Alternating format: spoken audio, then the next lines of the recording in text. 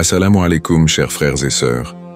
En islam, le bonheur véritable ne dépend pas des biens matériels ou des circonstances extérieures, mais réside dans la satisfaction du cœur et l'acceptation du destin divin. Cette perspective nous enseigne que la vraie félicité est atteinte en suivant les préceptes divins, en vivant selon les valeurs morales et en cultivant une relation sincère avec Allah. Dans cette vidéo, nous allons explorer 7 principes islamiques essentiels qui vous aideront à rester heureux dans toutes les situations, quels que soient les défis de la vie. Ces principes, issus des enseignements du Coran et de la Sunna, sont des clés pour maintenir la sérénité et la joie intérieure, peu importe ce qui se passe autour de vous. Avant de commencer cette vidéo, je vous invite à vous abonner à notre chaîne et d'activer la cloche de notification pour rester informé de nos prochaines publications sur la foi islamique. Merci et bonne vidéo. Avant de commencer, je voulais vous dire qu'il y a quelque chose de vraiment spécial à la fin de cette vidéo. Je vais partager des conseils de comment rester heureux dans toutes les situations que vous ne voudrez pas manquer. Alors, restez avec moi jusqu'à la fin pour découvrir cela. Si vous avez des questions ou des commentaires en cours de route, n'hésitez pas à les laisser en bas. J'adore avoir vos retours. Principe 1. La confiance en Allah, tawakkul. Explication. La confiance en Allah, ou tawakkul, est une foi profonde en la sagesse divine et en la gestion parfaite de toutes les affaires de l'univers. C'est la conviction que, malgré les difficultés et les incertitudes de la vie, Allah est toujours en contrôle et œuvre pour notre bien. Cette confiance nous pousse à faire de notre mieux tout en laissant les résultats entre les mains d'Allah. Le tawakkul n'est pas une forme de fatalisme ou de passivité, mais plutôt un équilibre entre l'effort personnel et la foi en la volonté divine. Références religieuses. 1. Coran, Sourate Al-Imran, 3159. C'est par une miséricorde d'Allah que tu as été doux envers eux.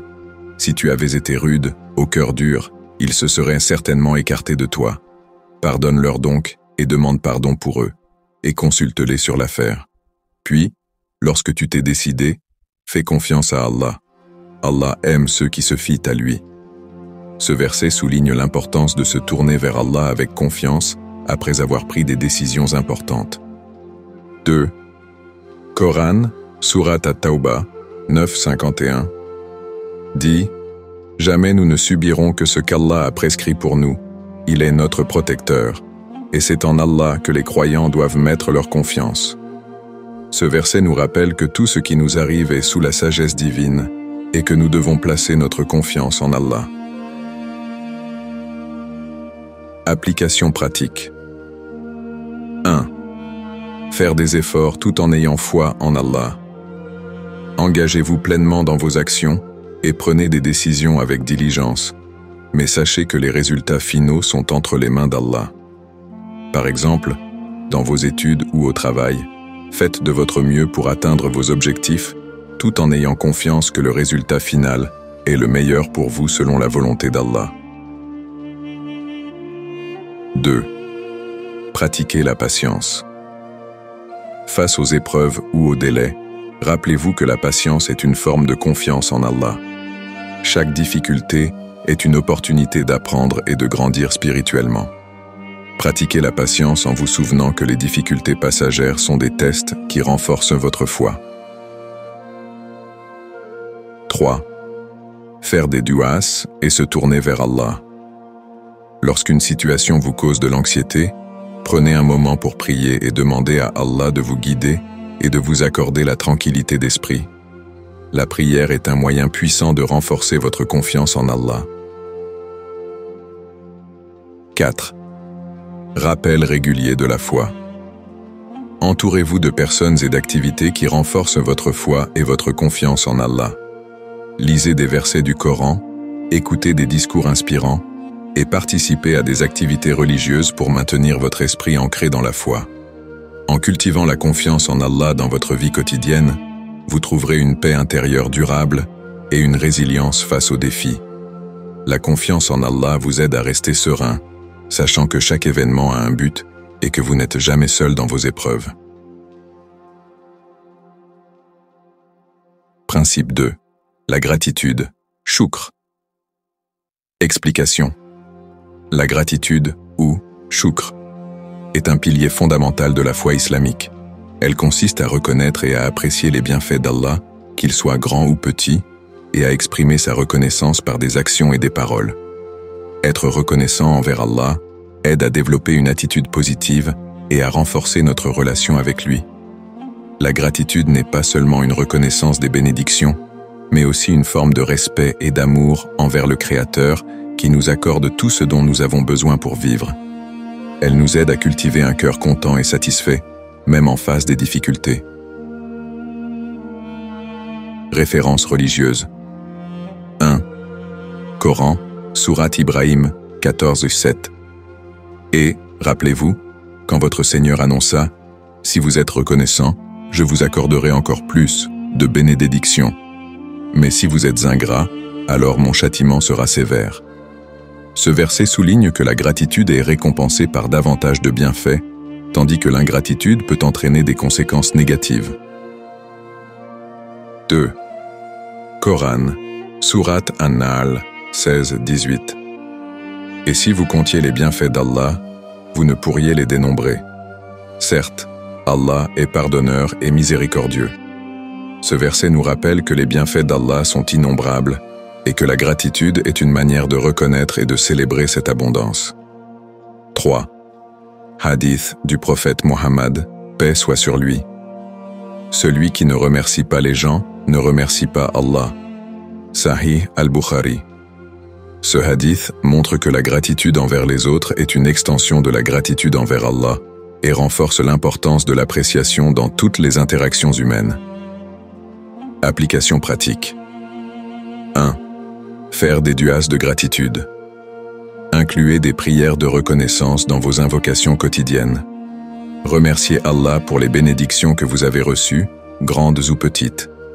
Par exemple, vous pouvez dire « Alhamdulillah », louange à Allah, pour exprimer votre gratitude pour la santé, la famille, ou même pour une journée ordinaire. 2. Tenir un journal de gratitude. Écrivez chaque jour 3 à 5 choses pour lesquelles vous êtes reconnaissant. Cela peut inclure des événements récents, des personnes dans votre vie, ou des aspects de votre vie que vous appréciez. Cette pratique aide à focaliser votre esprit sur les aspects positifs de votre vie. 3. Exprimez votre gratitude aux autres. Montrez de la reconnaissance et de l'appréciation envers les personnes qui vous entourent. Remerciez-les pour leurs actions, leur soutien ou leur simple présence. Cela renforce non seulement vos relations, mais reflète également votre gratitude envers Allah pour les bénédictions sous forme d'être cher. 4. Faire des actes de charité. Utilisez les bienfaits que vous avez reçus pour aider les autres. La charité est un moyen puissant d'exprimer votre gratitude en partageant ce que vous avez avec ceux qui en ont besoin. Cela peut inclure des dons financiers, des services bénévoles, ou simplement offrir du soutien et de la gentillesse. 5. Réflexion quotidienne. Prenez un moment chaque jour pour réfléchir aux bénédictions que vous avez reçues. Cela peut être fait à travers la méditation ou un temps de silence pour apprécier les aspects positifs de votre vie.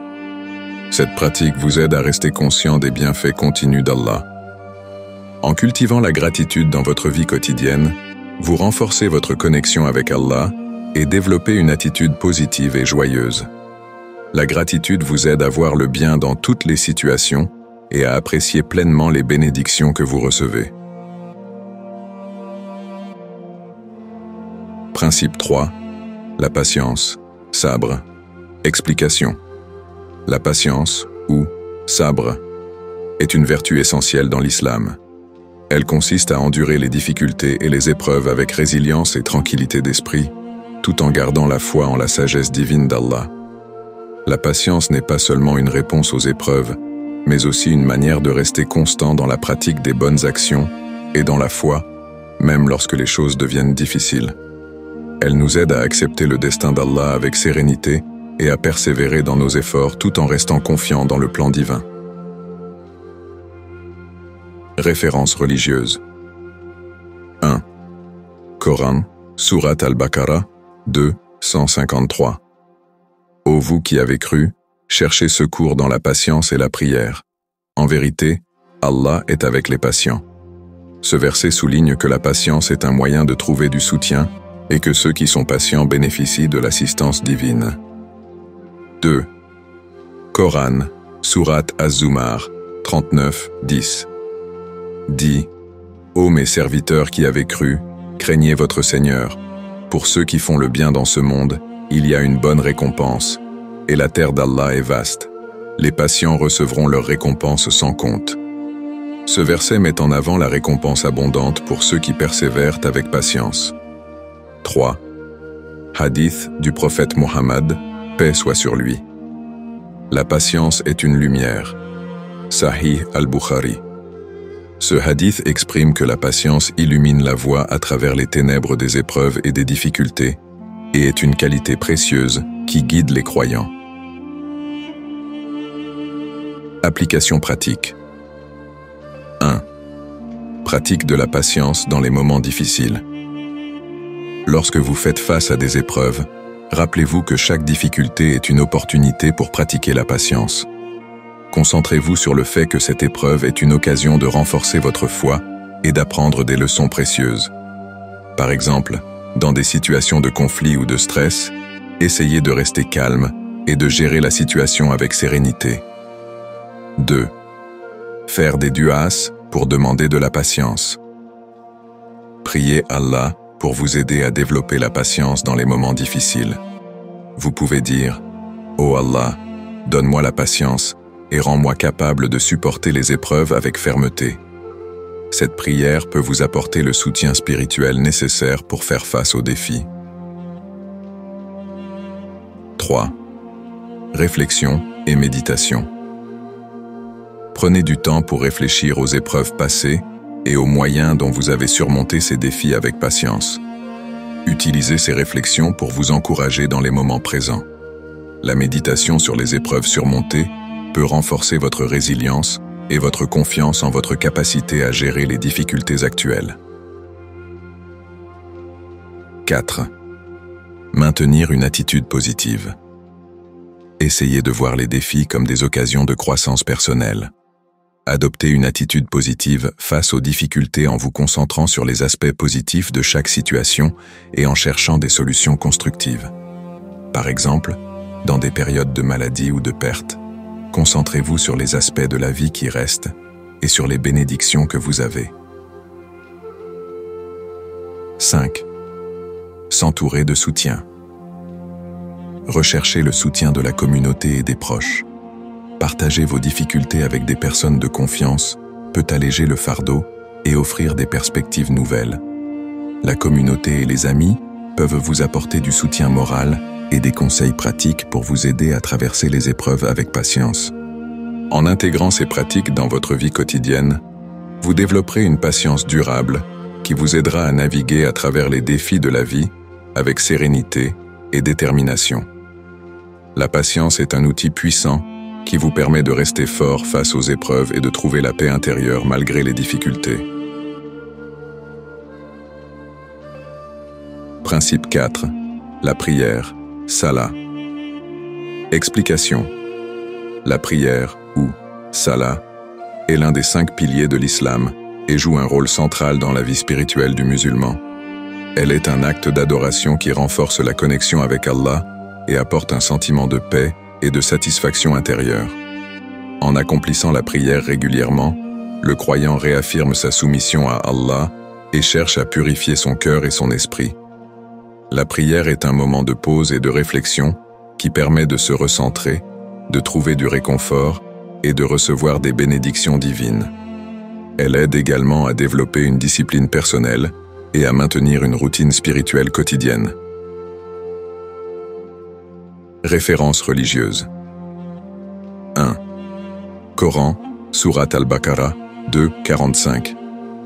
Cherchez secours dans la patience et la prière. En vérité, la prière est une chose lourde, sauf pour les humbles. Ce verset montre que la prière est une source de soutien et de tranquillité pour ceux qui la pratiquent avec sincérité et humilité. 2. Coran, Sourate An-Nisa 4:103. Lorsque vous avez terminé la prière, invoquez Allah debout, assis et sur vos côtés. Puis, lorsque vous êtes en sécurité, accomplissez la prière régulièrement, car la prière est prescrite pour les croyants à des moments déterminés. Ce verset souligne l'importance de la prière régulière dans la vie quotidienne des croyants. 3. Hadith du prophète Mohammed, paix soit sur lui. La prière est la clé du paradis. Sahih al-Bukhari. Ce hadith indique que la prière est une voie essentielle vers le bonheur éternel et la satisfaction divine, mettant en lumière son importance spirituelle.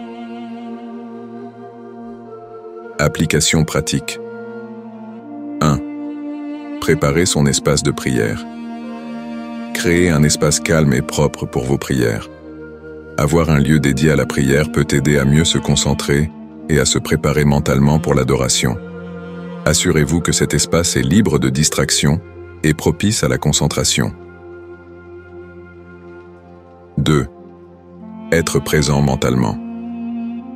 Avant de commencer la prière, prenez un moment pour vous recentrer et vous détendre. Respirez profondément et focalisez-vous sur la signification des paroles et des gestes de la prière. Vous pouvez répéter une intention claire dans votre esprit pour renforcer votre concentration. 3. Utilisez des supplications pour la concentration. Faites des du'as, supplications, pour demander à Allah de vous aider à vous concentrer pendant la prière. Par exemple, vous pouvez prier « Ô Allah, accorde-moi une concentration totale dans ma prière et éloigne-moi des distractions. » 4. Connaître les significations des prières. Familiarisez-vous avec les significations des sourates et des invocations que vous récitez pendant la prière. Comprendre le sens profond de ce que vous dites peut enrichir votre expérience spirituelle et améliorer votre concentration. 5. Pratiquez la présence d'esprit. Pendant la prière, concentrez-vous sur chaque mouvement et chaque mot. Si vous vous perdez dans vos pensées, ramenez doucement votre attention à la prière. La pratique régulière de cette attention consciente vous aidera à améliorer votre concentration avec le temps. 6. Récitez les prières avec dévotion. Mettez un soin particulier à réciter les prières lentement et avec dévotion. En mettant l'accent sur la qualité de votre récitation plutôt que sur la rapidité, vous renforcez votre connexion spirituelle et votre présence pendant la prière. En appliquant ces conseils, vous trouverez que la prière devient non seulement un acte d'adoration essentiel, mais aussi une source de bonheur et de sérénité intérieure. La régularité et la concentration dans la prière permettent de cultiver une relation plus profonde avec Allah, contribuant ainsi à un équilibre spirituel et émotionnel durable. Principe 5. La communauté et le soutien mutuel, Ummah. Explication. Dans l'islam, la communauté, ou Ummah, joue un rôle crucial dans le bien-être individuel et collectif. Les relations sociales et le soutien mutuel sont essentiels pour construire une société harmonieuse et solidaire. La communauté musulmane est conçue pour être un réseau de soutien, où les membres s'entraident, se conseillent et se soutiennent dans les moments difficiles. Ce soutien mutuel renforce les liens sociaux, favorise le sentiment d'appartenance et contribue au bonheur et à la stabilité émotionnelle des individus. Références religieuses. 1. Coran, Sourate Al-Hujurat, 49-10. Les croyants ne sont que des frères. Réconciliez donc vos frères et craignez Allah afin qu'il vous fasse miséricorde. Ce verset souligne l'importance des relations fraternelles et du soutien réciproque entre les croyants. 2. Hadith du prophète Mohammed, paix soit sur lui. Le croyant pour le croyant est comme un bâtiment dont les parties se soutiennent mutuellement. Sahih al-Bukhari. Ce hadith illustre la manière dont les croyants doivent se soutenir et se renforcer mutuellement, comme les briques d'un édifice. Hadith du prophète Mohammed, paix soit sur lui. Celui qui ne se soucie pas des affaires des musulmans n'est pas des nôtres. Sahih al-Bukhari.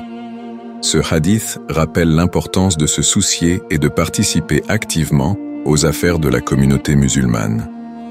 Application pratique. 1. Participez aux événements communautaires. Engagez-vous dans les activités locales de votre mosquée ou de votre communauté.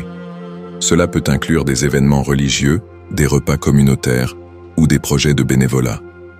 Votre présence et votre participation aident à renforcer les liens sociaux et à promouvoir l'esprit de solidarité. 2. Offrir du soutien aux membres de la communauté. Soyez attentifs aux besoins des autres et offrez votre aide lorsque vous le pouvez. Cela peut inclure des visites aux malades, l'aide aux familles en difficulté ou le soutien lors de moments de deuil. Vos actions montrent que vous vous souciez des autres et contribuent à créer un environnement de soutien et de compassion. 3.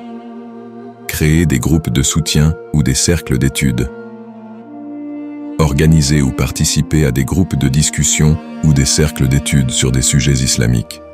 Ces groupes offrent une opportunité d'apprendre ensemble, de discuter de questions importantes et de soutenir les uns les autres dans la quête de connaissances et de spiritualité. 4. Encouragez l'entraide et la solidarité. Soyez un modèle de solidarité en pratiquant l'entraide dans votre vie quotidienne. Encouragez les autres à faire de même en mettant en avant les bienfaits de la solidarité et en offrant des opportunités pour que chacun puisse contribuer. 5. Utilisez les réseaux sociaux de manière positive. Profitez des plateformes en ligne pour partager des ressources utiles, organiser des événements et offrir du soutien à la communauté. Les réseaux sociaux peuvent être un outil puissant pour connecter les membres de la communauté et faciliter l'entraide. 6. Participez à des initiatives de charité. Engagez-vous dans des projets de charité ou des programmes de services communautaires. Cela peut inclure la collecte de fonds pour des causes locales, la distribution de nourriture aux nécessiteux ou la participation à des programmes d'éducation pour les jeunes. Ces actions contribuent à renforcer le tissu social et à créer un impact positif dans la communauté. En intégrant ces pratiques dans votre vie, vous contribuerez non seulement à renforcer les liens au sein de votre communauté, mais aussi à créer un environnement où chacun se sent soutenu et valorisé.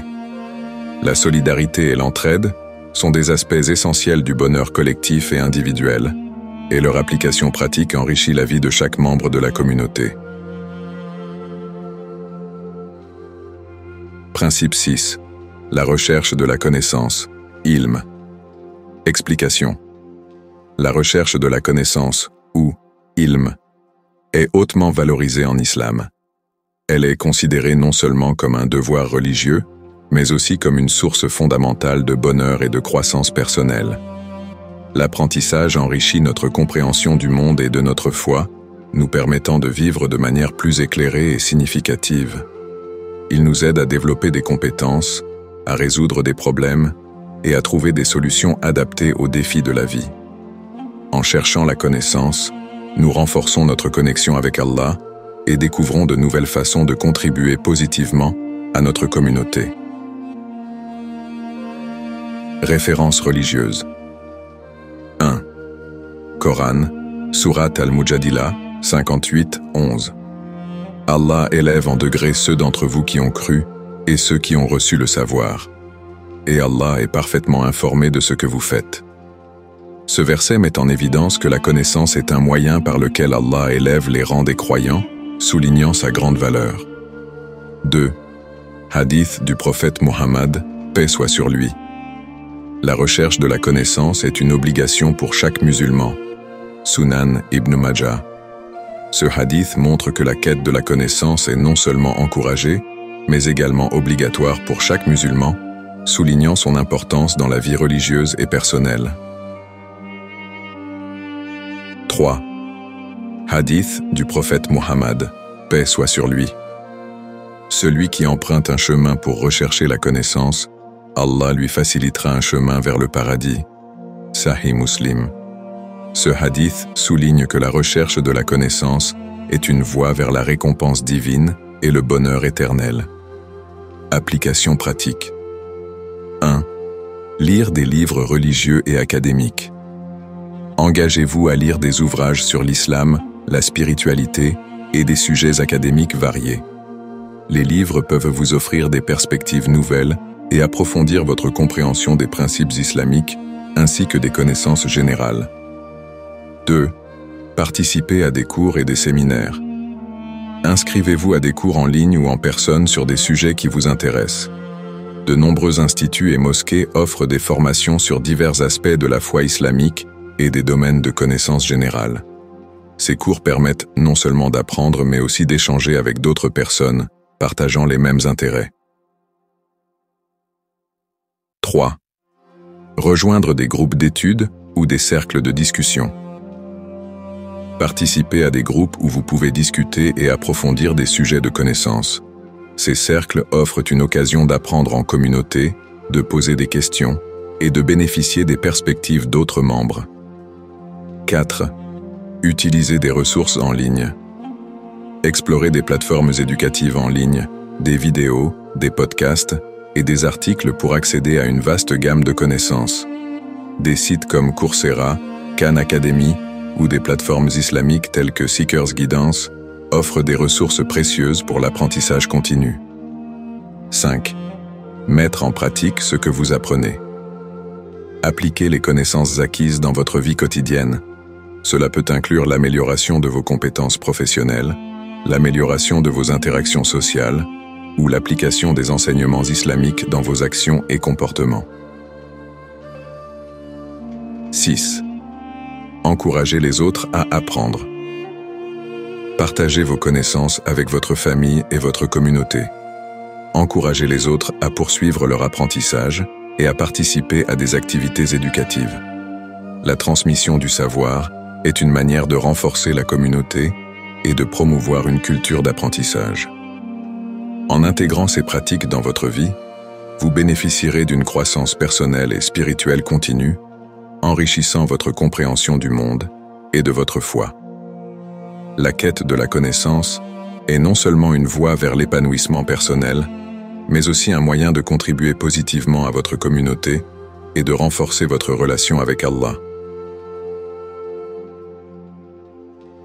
Principe 7. La bienveillance et le service aux autres, Khair. Explication.